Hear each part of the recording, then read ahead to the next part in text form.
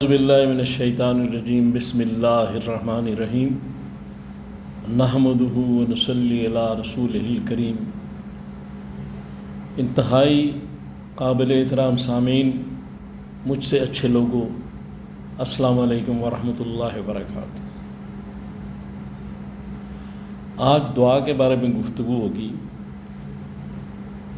دعا کا مقام کیا ہے،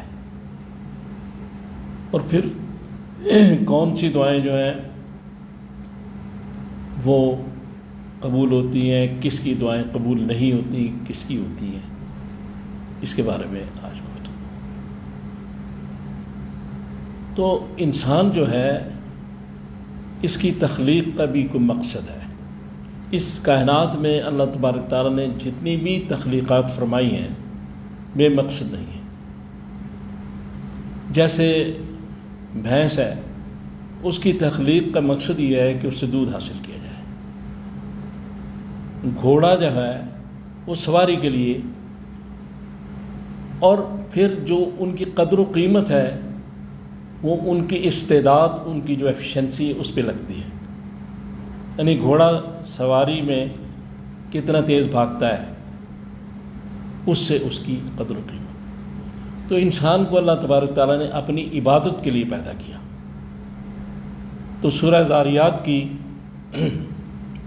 آیت نمبر 56 میں یہ کہا گیا، وَمَا خَلَقْتُ الْجِنَّ وَالْإِنسَ إِلَّا لِيَعْبُدُونِ، کہ ہم نے انسان اور جن کو سوائے اپنی عبادت کے لیے کسی کام کے لیے پیدا نہیں کیا۔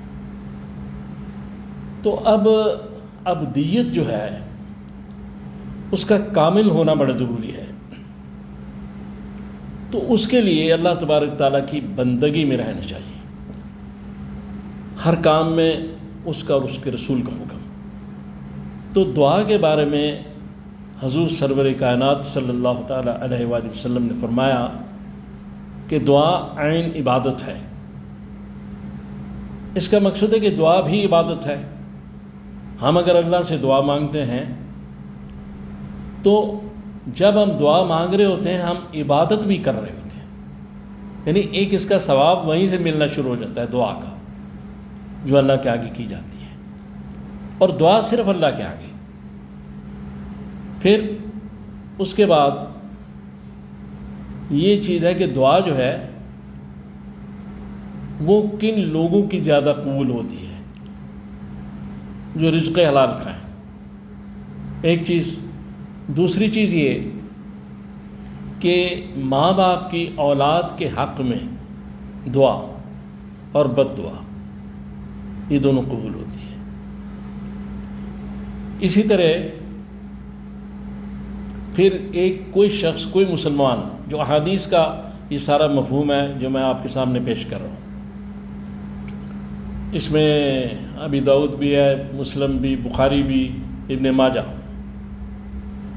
پھر اگر ایک مسلمان اپنے دوسرے مسلمان کے لیے غائبانہ دعا کرتا ہے تو حدیث پاک میں ہے کہ ایک فرشتے کی ڈیوٹی لگا دی جاتی ہے کہ وہ یہ دعا کرے کہ یا اللہ اس دعا کو قبول فرما لے۔ اب اس کے بعد اللہ سے مانگنا، اور پھر ایک اور حدیث پاک میں کہا گیا کہ اس طرح دعا نہ مانگیں کہ یا اللہ تو چاہے تو مجھے بخش دے، تو چاہے تو مجھ پہ رحمت کر، تو چاہے تو مجھے روزی دے۔ نہیں، اس طرح نہیں، بلکہ اس طرح کہیں کہ میں چاہتا ہوں کہ مجھے یہ دے۔ آگے کرنا تو اللہ تعالیٰ نے اپنی مرضی سے ہے، اس پہ کوئی زور نہیں ڈال سکتا، یہ حدیث پاک ہے۔ پھر جن دعاؤں کی ممانعت کی گئی ہے کہ اولاد کے لیے بد دعا نہ کریں، اپنے لیے بد دعا نہ کریں، پھر موت کی تمنا نہ کریں، یہ بھی حدیث میں کہا گیا، مرنے کی دعا نہ کریں، اس لیے کہ ہو سکتا ہے کہ آدمی زندہ رہے تو ایسے کام کر جائے کہ وہ کام اچھے ہو جائیں، پہلے اچھے نہیں تھے، بعد میں اچھے ہو جائیں، اس کا عمل چلتا رہے، رکے نہیں، اور وہ کامیاب ہو جائے۔ پھر یہ جو دعا مانگی جاتی ہے ہمیں تو علم نہیں، ہم تو دعا مانگتے ہیں یا اللہ میرے یہ کام کر دے، اللہ تعالیٰ سب جانتے ہیں۔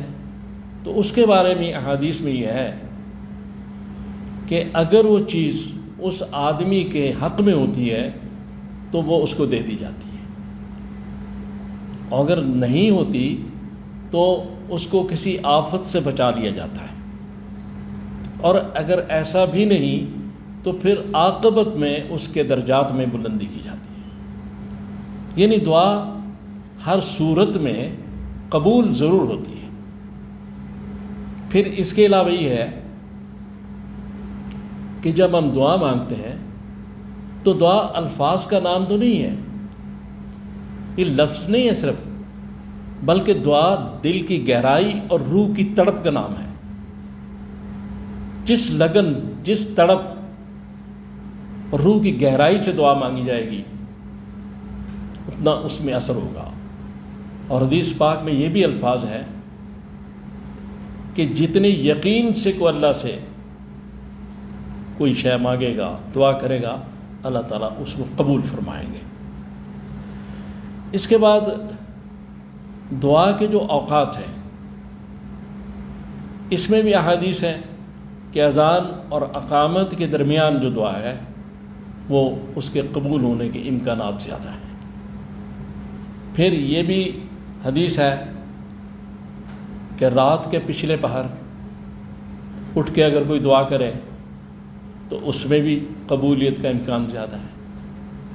پھر یہ بھی حدیث پاک میں ہے کہ آپ جب دعا کریں تو حمد و ثنا کریں اللہ کی، اس کے بعد حضور پہ درود بھیجیں، پھر اپنی ڈیمانڈ رکھیں، پھر دعا کریں۔ اب یہ ساری چیزیں اس لیے بیان کی جا رہی ہیں کہ ہمیں دعا کے آداب بھی آ جائے اور دعا کا وقت بھی علم ہو جائے، فرض نماز کے بعد، ان نمازوں کے بعد، اور نمازی کی دعا تو بڑا مقام رکھتی ہے۔ اس لیے وہ لوگ جن کی دعا قبول نہیں ہوتی، رد ہو جاتی ہے، ان کے بارے میں احادیث میں ہے کہ جو حرام کھانے والے ہیں ان کی دعا قبول نہیں ہوتی۔ تو ہمیں حلال اور حرام کو بھی سمجھنا ہے۔